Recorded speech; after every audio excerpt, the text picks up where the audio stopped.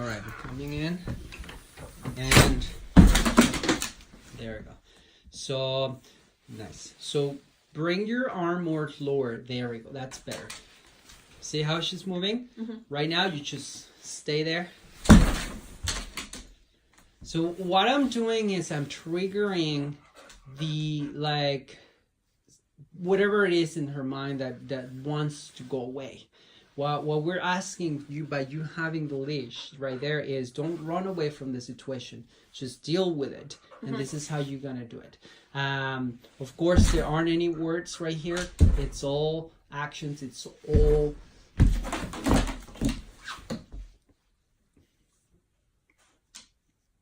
So then we give her a break. See, I'm going to put pressure in the brain because this is mental work rather than physical. See that how she kind of moves? Mm-hmm.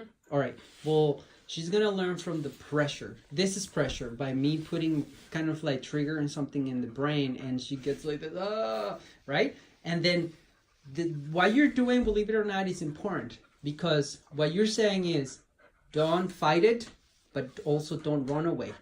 Just relax. Trust me. This is how you're going to get the bond, or maybe you do have some trust, but you don't have it 100%. Mm-hmm. What we're asking is for her to trust you 100% as a handler, right? Or if you leave it as a mom, you're going to say, this is how you do it. This is what we're going to have, the bond, right? So this is it. That's good. So I'm going to give her a break. See how she's intense? This is not something that people would come and touch. Mm-hmm. If you were to do this exercise with someone that would understand you and appreciate you and respect you, then you would say, can you do this for me so I can help my dog? See, this fighting to me, it's saying, I don't trust the environment, right? And then what she's saying is, can I trust you, Mom? Right? And this is where you're going to get to work. Now, move a little bit forward. There we go. That's it. Good. So that's why I asked to put the leash right here so you can guide her a little bit better. So she's going to, I remember, from what I remember, she used to throw tantrums. This breed, it's all about tantrums. Come on. There. Good. So she does some tantrums, let's put it this way. Yeah. You wait for it, right? She's going to be done with it, and you're going to have to guide her to be right there where she is, right there, mm-hmm. the position that you have her. This way, you're going to say, well, you're not listening properly. Your brain is all over the place. You have to follow one person, and that is you, because you're the handler right now. Mm-hmm. So there we go. Breathing is good. That breathing that you're hearing is the brain relaxing. It's a process, right? So what happens when you freak out, right? At some point, you kind of have to gain back that. Yeah, but this is good. So I'm going to keep doing this. And then, so here's what you need to understand again. It's that pressure that we're doing, that work that we're doing, it's for purpose. You want to tell the brain, trust me, right? But you're not going to be able to tell her with words because you don't speak dog or she doesn't speak human, so you're not going to be able to do that. But the thing that you can do is doing this. You're going to say, nothing is going to happen to you. Trust me. But this is how we're going to do it. Now, we are going to do it for a few minutes. And you're going to see that slowly, after she's done throwing tantrums to me, they're good. Because that's how they're telling you, I don't trust the environment. I don't trust this. That's when they say, can I trust you? Right? Mm-hmm. And your job is to say, yes, of course, but like this. I like that you're strong. I like that you're just giving that guidance. And look the breathing. You want that breathing because instead of like the brain going like, you want the brain to kind of release the energy like this. Sometimes they release it by doing this shaking, mm-hmm. right? But there's nothing wrong with it, with this or the shaking. What it is they're just releasing that energy, right? Instead of throwing tantrums, instead of barking, instead of fighting it, or going away, you're saying, well, none of those apply to you. So it's a 5 flight, avoid, and surrender. What you're asking is avoid, coexist in the environment by trusting me, and then at some point relax. She doesn't know what those are. It's you that you need to provide those, right? Okay. It's good. I like it that you already have the leash or crate ready for it. Good. I like it. Continue doing this. But if you have someone that can help you build that and make it stronger so she can understand that all you want for her is to trust, right? Then that's going to be good. So if I'm the one that's going to help you, all I'm doing is creating this pressure in her head so she can look at you for directions at some point. Right now, you may not thinking, oh, well, how is this going to create that, right? But eventually you're going to see it once it gets better and better and better. It's a process. So I only do the training like on a leash. I would take her out of the kennel. You can do once you take her out of the kennel. If she's in there, I don't think you should do anything. You should just ignore the dog and period. Yeah. But if you have the chance to do this, what we're doing, see, I'm not approaching your dog. I'm just making noises. I'm just allowing you to...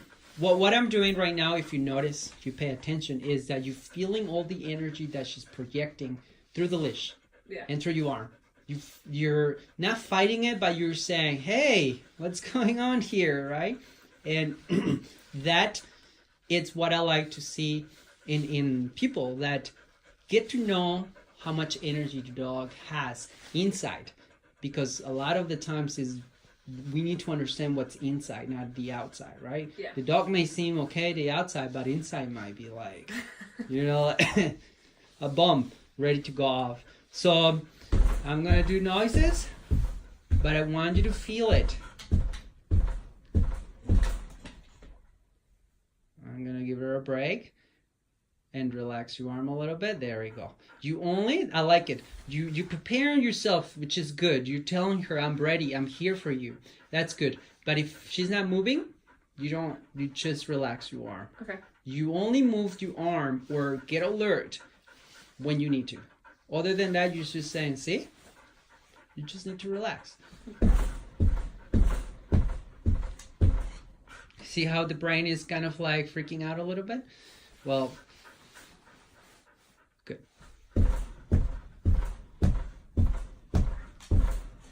Now, a lot of the issues with dogs like this is that they start with something small, right? And then it gets bigger and bigger, especially once they turn adults, right? So I think that to provide a better to provide guidance for the dog like this, you just need to do repeat exercises like this in any different directions where it triggers a little like this. You put the leash on so you can so she's not running away and you're like, where are you? Like, come on, come on, don't hide. So then instead of doing that, you're going to say, stay with me, right? Mm-hmm. And I think that you should do exercises like this because we all know that with practice, it takes practice. The more you practice, the better. So if you do have someone that it's able to help you this way, that I think that someone would have the leash. Most of the time, I would suggest that is you because you're the main character here. You're the main handler.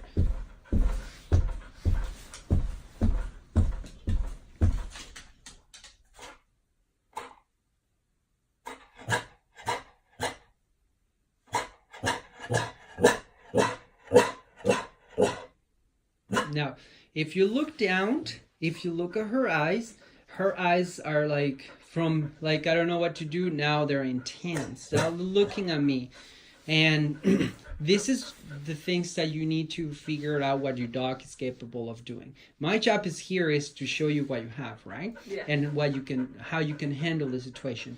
Now, what you're saying is a flight mode. She wants to run away from the situation, which isn't good. Because what happens is she did whatever she did because she tried to run, but she felt trapped. And then she got to that point where she kind of had to physically tell the human, get lost, right? I don't trust you. So here, you have that, or you have I'm going to fight. You don't want any of those. You just want right now. We're just trying to see where it takes us. We also, as you know, we're gonna correct if we need to. Right now, as long as you have the list, you're good, right? So we're gonna.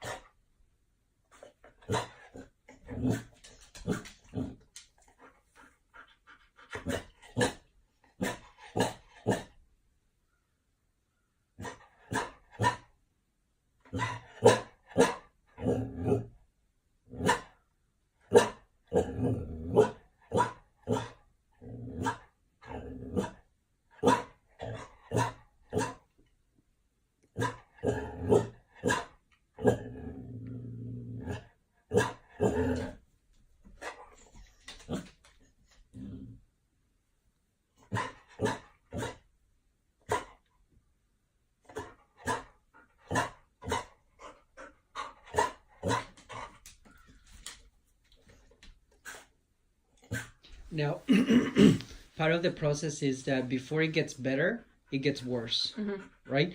So what you're saying is that she's fighting it, and she's an animal. She's gonna be honest with you. She's gonna say, "I feel this way. I want to run away, and now I don't know what to." What she's saying is right now is like, "I'm confused. I don't know what to do." And what's gonna be good for you is that you're gonna say, you don't have to do anything. You don't have to go away. But you don't have to fight it. You can just be here with me. That's the communication we need to provide. That you don't run away, but you don't fight it. You don't, meaning that you don't move forward and try to nip people, right? But all we want for her is to relax. That's something that obviously is going to take practice to do, because if she's behaving that way, is because we as a human, we didn't have. Maybe we unconsciously or unconsciously we didn't pay attention to it. So this is what it takes for her to kind of feel in the brain more like, right? But it's going to take quite a bit. So, but here, feel it. Your arm relax already. And that's what you need to do. Kind of relax when you need to relax, and kind of like be alert. Barking like that, do I hold it tight or? Don't fight it. Only if she moves forward, then you say, "Come back to me." Okay. Right? That's when you put pressure and you said, "Come back." Now, you saw a little the intensity that she wants to go that way. She's tantrums and she was fighting it. I remember that from the beginning. She was a good fighter.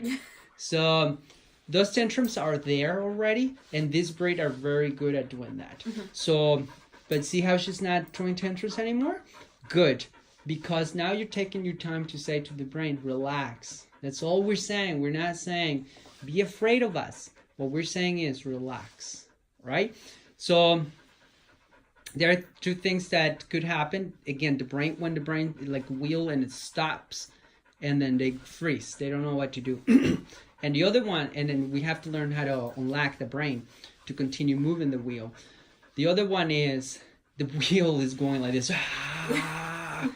And you feel it. First, she's throwing the tantrums. That's when like, I don't know what to do. And then the intensity, right? That's when it goes wrong and they don't know what to do. So they're like feeling the pressure, the tension. And you should be able to feel that energy through the leash. And you're doing a good job kind of like feeling in there. So now, you may ask, why are we starting this way? And the reason is that no one has...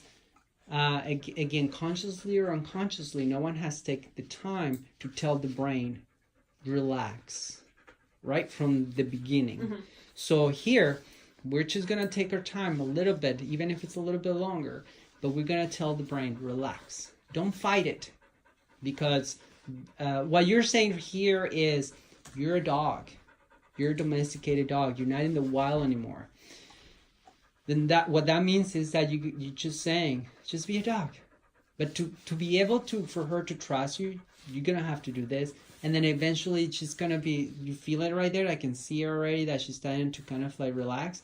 That's what you want. You want her to trust you that way, to say, it was hard for both of you, but then eventually becomes the relax point.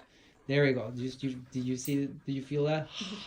That's part of the process. You want as the more she kind of does, the better for you, because instead of like throwing tantrums and barking or trying to do anything else, they release the energy by doing this. You want that. You want either that or you want the shaking. Both of them, but you do want them to kind of like relax. How do you feel right now? Good. Good? Good, because this is, believe it or not, it's one thing of the many things that you can do for your dog that could create a different bond for you, right? So here is what you're creating is trust. So